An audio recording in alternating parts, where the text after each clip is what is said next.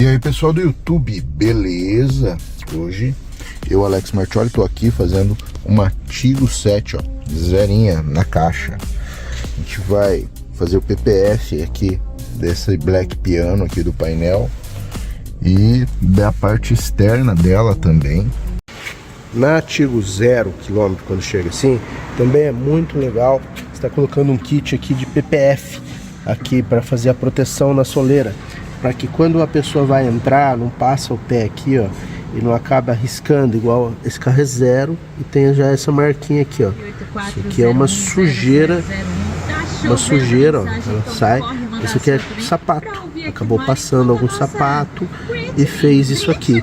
Então, colocando o PPF, você tem essa parte protegida.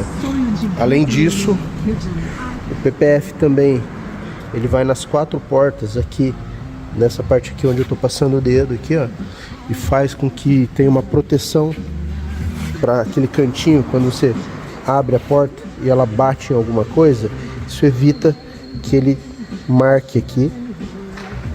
E a outra parte onde vai o PPF é aqui, nessa parte aqui onde você coloca a mão aqui para abrir, principalmente as mulheres, por causa das unhas, elas acabam encostando aqui e vindo com o tempo riscar a lata. Então é colocado um copinho de PPF dentro de cada puxador desse, de cada porta. Isso faz com que você tenha uma proteção adicional para o veículo 0 km.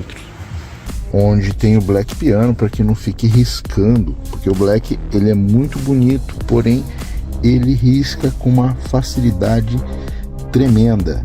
Então, para fazer essa proteção, nós vamos estar utilizando o PPF.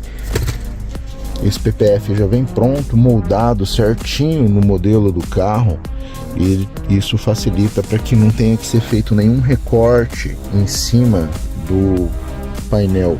Isso deixa o acabamento perfeito e evita qualquer tipo de risco que poderia ser feito pela lâmina do estilete.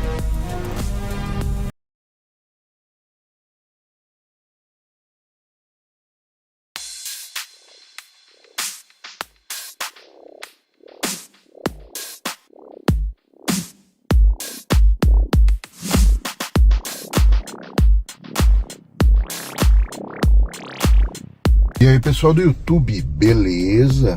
Hoje eu, Alex Martioli, tô aqui fazendo uma Tigo 7, ó, zerinha na caixa. A gente vai fazer o PPF aqui desse Black Piano aqui do painel e da parte externa dela também, onde tem o Black Piano, para que não fique riscando, porque o Black ele é muito bonito, porém ele risca com uma facilidade tremenda.